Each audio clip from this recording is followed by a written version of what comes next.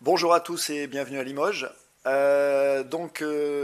allons vous présenter en fait toute la journée un grand nombre de présentations et d'intervenants sur le thème collectivité, comment engager et financer votre transition hydrique. C'est un événement en fait qui est organisé en collaboration entre la société Aquacé et la Caisse des dépôts et consignations. Et donc je laisse Annabelle Violet se présenter et ouvrir en fait la journée du colloque. Merci beaucoup. Bonjour à toutes et tous, bonjour à tous ceux qui sont connectés à distance. C'est un vrai plaisir pour moi d'être parmi vous. Je suis Annabelle Violet, donc la directrice régionale de la Banque des Territoires pour la Nouvelle-Aquitaine. La Banque des Territoires, c'est un des métiers de la Caisse des dépôts et consignations.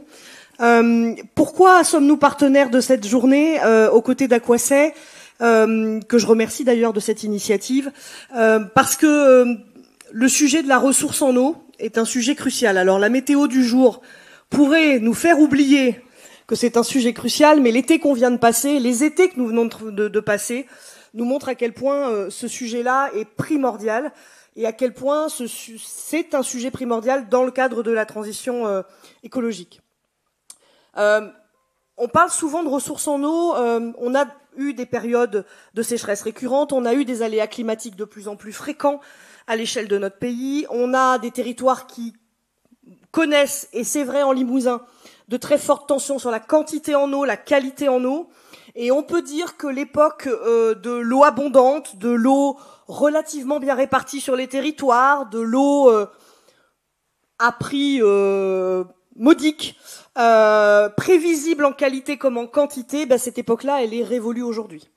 Et il faut vraiment que l'ensemble des acteurs qui ont la capacité à intervenir sur ces enjeux se mobilisent de manière assez massive pour répondre à cette équation, cette nouvelle donne écologique qui est face à nous, qui est aujourd'hui notre actualité.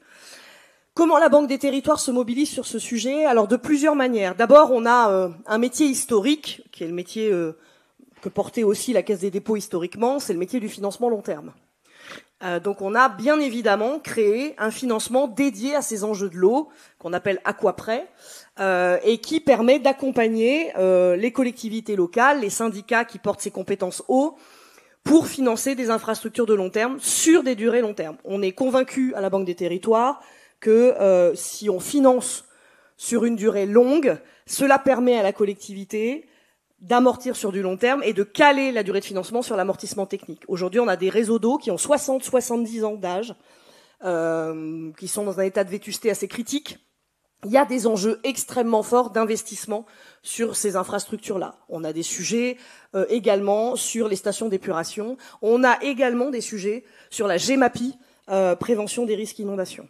Donc pour ça, on a des financements dédiés et qui peuvent aller jusqu'à 60 ans. Et peut-être pour faire une petite parenthèse à ce sujet, je rencontre très souvent des élus dans le cadre de mes fonctions, et souvent les maires me disent que emprunter à 40, 50, 60 ans, c'est compliqué pour eux parce qu'ils ont le sentiment d'obérer la capacité des générations futures à faire d'autres investissements. Et la réponse que je leur apporte, c'est de dire, d'abord, si vous empruntez sur des durées, on va dire, standards, à 15 ans, en fait, vous obérez votre propre capacité à investir sur d'autres sujets. Et puis la deuxième chose, c'est que les investissements que vous faites aujourd'hui, ils sont pour les générations futures. Et donc les réseaux que vous construisez aujourd'hui, ils vont bénéficier à la génération suivante et la génération d'après, si on pense que la durée de vie d'un réseau est 50-60 ans. Donc vous travaillez pour les générations futures, et il n'est pas complètement aberrant de penser que les générations futures devront contribuer aussi au remboursement de ce prêt. Deuxième enjeu pour nous, l'ingénierie. Parce que en fait, la gouvernance de l'eau, elle est assez morcelée sur les territoires, et qu'on est face à des acteurs qui ont plus ou moins la capacité, l'expertise, les connaissances techniques pour piloter ces enjeux de l'eau. Et donc l'ingénierie, elle est cruciale, et on a des financements dédiés pour accompagner, cofinancer des études, par exemple, qui permettent à ceux qui ont la gouvernance de l'eau de prendre les bonnes décisions. Voilà. C'est quoi les enjeux de mon territoire? C'est quoi les diagnostics de mes réseaux d'eau? Qu'est-ce qui fonctionne, qu'est-ce qui fonctionne pas? Et quels investissements je dois faire?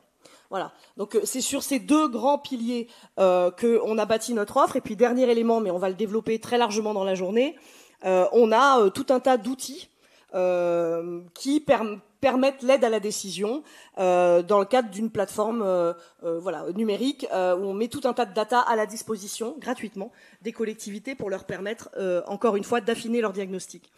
Et puis, les partenariats avec des acteurs comme Aquacé sont des partenariats extrêmement précieux pour nous. On accompagne on accompagne Aquacé, on accompagne Aquarobotics par exemple, qui sont des pépites sur les territoires, qui œuvrent sur ces sujets-là, et c'est un enjeu pour nous d'être en capacité de les accompagner, parce qu'on en tire aussi des échanges extrêmement constructifs pour nous et la matière pour ajuster notre offre au fil de l'eau, sans jeu de mots.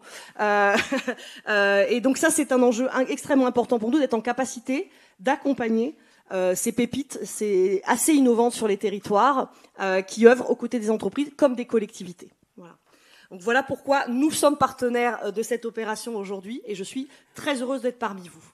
Merci à Aquacé pour son initiative.